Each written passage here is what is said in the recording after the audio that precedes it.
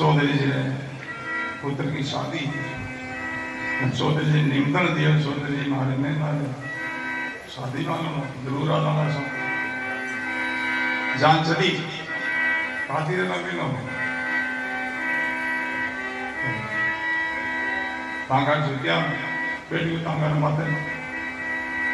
जंगल में काम करने में तांगो गयो तने कोई कड़ू काट डाली खेत में कड़ू काट दे गया नाश्ता ने तो मैंने भी मन में आई कोई तांगा सुनसुर नहीं सो ऐसे के नीचे पर उतरे मैं ना शादी मानो भले ही आलो भले भले मन तो मैंने भेड़ बिनो फिर को गण करो लोका काटन लागे